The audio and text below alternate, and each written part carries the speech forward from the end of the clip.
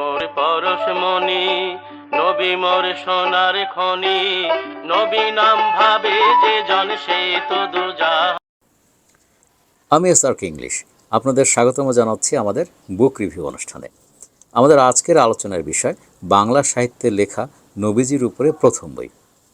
এটি লেখা হয়েছিল 1886 সালে, মানে আজ থেকে 138 বছর আগে। লেখক শ্রী কৃষ্ণকুমার মিত্র। আমরা শুধুমাত্র সেই সমস্ত ঘটনা নিয়ে আলাপ করছি যেগুলো একটু ভিন্ন ধর্মী। চলুন শুরু করা যাক। তার আগে সামান্য আরও কিছু কথা রয়েছে। চলুন আমরা কৃষ্ণকুমার মিত্র সম্পর্কে কিছু জানি।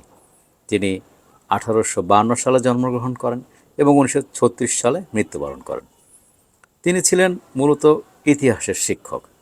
এছাড়া তিনি ছিলেন সাংবাদিক ও ব্রাহ্ম সমাজের নেতা।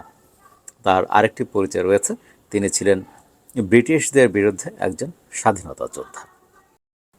প্রথমেই আমরা আলোচনা করব আবিসিনীয় সেনাপতি আব্রাহা যখন মক্কা আক্রমণ করেছিলেন। আমরা সবাই জানি যে মক্কা আক্রমণের সময় আবাবিল পাখির কথা, যারা যারা ছোট ছোট পাথর নিয়ে এসেছিল এবং আব্রাহার সেনাবাহিনীকে ধ্বংস করেছিল। কিন্তু এখানে তিনি আবাবিল পাখির কথা উল্লেখ করেননি। আমরা তার উপন্যাসের পৃষ্ঠা থেকেই পড়ে শোনাচ্ছি। পৃষ্ঠা নম্বর 16। যে কাবা মন্দির সমস্ত আরব জাতির তীর্থস্থান, সেই মন্দির শত্রুর হাতে চূর্ণকৃত হইবে, এই ভাবিয়া আরবগণ উন্মুক্ত হইয়া উঠিয়াছে। যুবকগণ মাতৃভূমির জন্য প্রাণদান করিতে দলে দলে মক্কা প্রবেশ পথে গিরি সংকটে শত্রুর আগমন প্রতীক্ষা করিতেছে। এমন সময় মারাত্মক বসন্ত রোগ শত্রু শিবিরে আরম্ভ হইল। সমস্ত সৈন্য মৃত্যুগ্রাসে পরিণত হইল। একটি মাত্র লোক এই ভীষণ বার্তা বহন করিবার জন্য জীবিত রহিল। অর্থাৎ আব্রাহার হস্তি বিষয়ক আক্রমণের ঘটনায় তিনি আবাবিল পাখির কথা না বলে তিনি বলেছেন যে সেই সময় বসন্ত রোগের আক্রমণ হয়েছিল এবং ফলে আব্রাহার সৈন্যবাহিনী একজন ছাড়া বাকি সবাই মৃত্যুমুখে পরিণত হয়েছিল।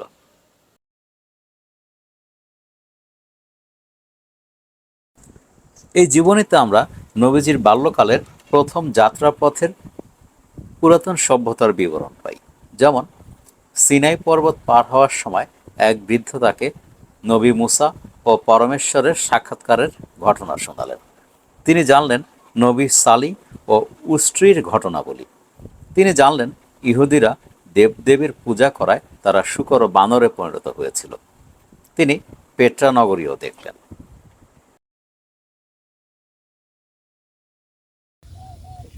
নবীজি সম্পর্কে খ্রিস্টান সন্ন্যাসী বাহিরা প্রসঙ্গে লেখকের উপস্থাপনটা অন্যদের চেয়ে একটু ভিন্ন।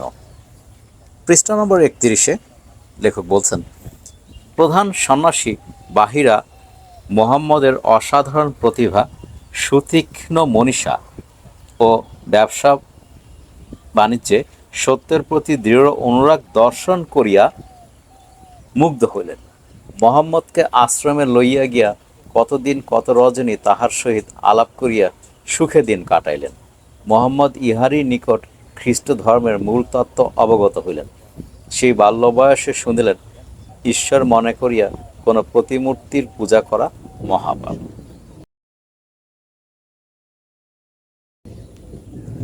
নবীজির চাচা আবু তালেবকে আমরা সবাই জানি এবং ইসলামের প্রতি নবীজির প্রতি আবু তালেবের যে দৃঢ় সমর্থন সে বিষয়ে আমাদের অজানা নয়।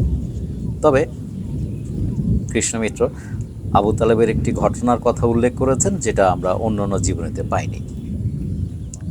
তার জীবনের 72 নম্বর পৃষ্ঠা থেকে বলছি। পরের দিন প্রাতকালে তিনি হাসিম ও আবদাল মোতালিবের বংশধরদের সমবিবাহারে মোহাম্মদকে লইয়া কোরেশদের সম্মুখে গমন করিলেন এবং তাহাদিগকে ডাকিয়া বলিলেন, কোরেশগণ, কি সংকল্প করিয়া গৃহ হইতে বাহির হইয়াছিলাম তাহাকে শুনিতে চাও? তাহার অগ্নিময় বাক্য শুনিয়া কোরেশগণ ভীত হইয়া তাহার দিকে চাহিয়া রহিল। অমনি তিনি সকলকে বস্ত্রান্তরালে মানে কাপড়ের নিচে লুকায়িত অসি মানে হচ্ছে তলোয়ার নিষ্কষিত করিতে বলিলেন, বের করতে বললেন। ঝনঝন শব্দে শত তরবারি উলঙ্গ হইয়া বাহির হইল। প্রভাতের অরুণ কিরণে শত তরবারি উলঙ্গ হইয়া বাহির হইল। প্রভাতের অরুণ কিরণে শত শত তরবারি বিদ্যুতালোকের ন্যায় জ্বলিতে লাগিল। শত্রুগণ ভীত হইয়া চক্ষু মুদিল। শত্রুকুলের বীরশ্রেষ্ঠ আবুজাল ভয়ে মূর্ছিত প্রায় হইল। অর্থাৎ সবাই তাদের অস্ত্র বের করে ফেলেছে, তলোয়ার বের করে ফেলেছে এবং সূর্যের আলোতে তলোয়ারগুলো ঝকঝক করছিল, যার জন্য তখন কুরাইশরা, বিশেষ করে যারা সেখানে উপস্থিত ছিল, তারা ভয় পেয়ে গিয়েছিল।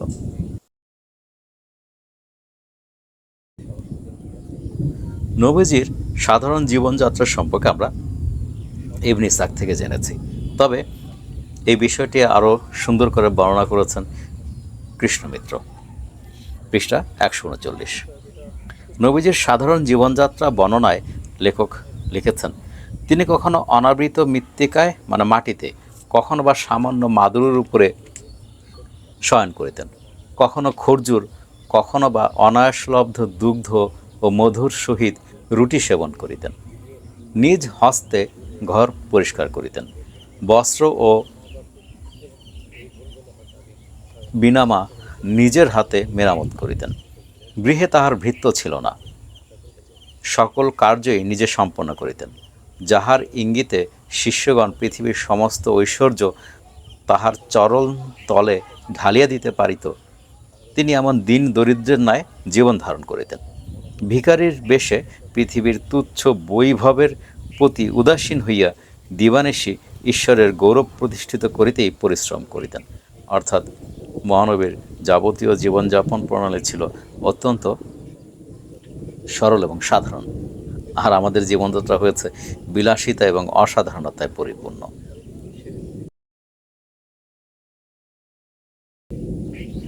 বদরের যুদ্ধ সম্পর্কে আমরা সবাই জানি। লেখকের বর্ণনায় বদরের যুদ্ধ আমাদের সামনে একেবারে জীবন্ত হয়ে ওঠে, পৃষ্ঠা 148।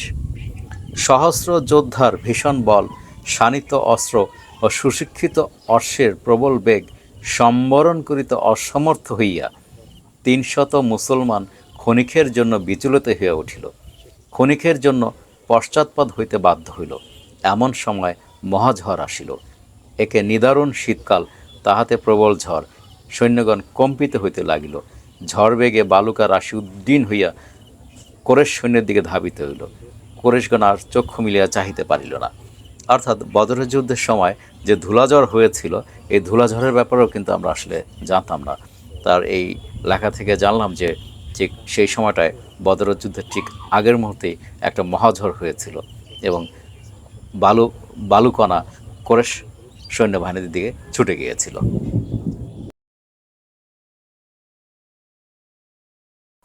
শ্রী কৃষ্ণ কুমার মিত্র নবীজির শেষ উপদেশ সম্পর্কে যে লেখাটি লিখেছেন, সেটি আমার কাছে খুব ফিলিংফুল মনে হয়েছে। আমার ধারণা যে আপনাদের কাছেও মনে হবে। উপাসনান্তে মানে প্রার্থনার পরে সকলকে ডাকিয়া বলিলেন, আমি অবগত হইলাম তোমরা আমার মৃত্যুর সংবাদ শুনিয়া বড় ব্যাকুল হইয়াছিলে, কিন্তু বলো দেখি কোন কালে সাধু লোকের মৃত্যু হয় নাই? তবে আমি কি অমর হইয়া চিরকাল থাকিতে পারি? সকলই ঈশ্বরের ইচ্ছায় সম্পন্ন হয়, কেহই তাহার ইচ্ছায় ব্যাঘাত জন্মাইতে পারে না। যিনি আমাদের প্রেরণ করে আছেন, আমি তাহারই নিকট প্রতিগমন করিব। তোমাদের প্রতি আমার শেষ অনুরোধ এই যে তোমরা একতার সূত্রে বদ্ধ হইয়া থাকিও, পরস্পরকে প্রেম ও সম্মান ও বিপদে সাহায্য করিও, পরস্পরকে দৃঢ়বিশ্বাসী ও ধর্মকার্য সম্পন্ন করিতে উৎসাহিত করিও। প্রার্থনা, বিশ্বাস ও সাধুকার্য দ্বারাই এ লোকে মানুষ সৌভাগ্যবান হয়, অন্যত্র সকল কার্য তাহাকে নরকগামী করে। পৃষ্ঠা নম্বর 223। কৃষ্ণকুমার মিত্র তার সম্পূর্ণ নবীজীবনী লিখেছিলেন সাধু ভাষায়। সুতরাং যারা পড়বেন তাদের হয়তো বাংলা ভাষা সম্পর্কে একটু ভালো ধারণা থাকলে সুবিধা হবে। তবে আমার মনে হয় যে বইটি পড়ে আপনারা অজানা কিছু তথ্য জানতে পারবেন। আজকে এ পর্যন্তই। আমি SRK ইংলিশ, আমি বিদায় নিচ্ছি আপনাদের কাছ থেকে। আশা করছি ভবিষ্যতে খুব তাড়াতাড়ি নবীজির উপরে অন্য কোনো বই নিয়ে আপনাদের সামনে উপস্থিত হওয়ার। আজকের জন্য এ পর্যন্তই।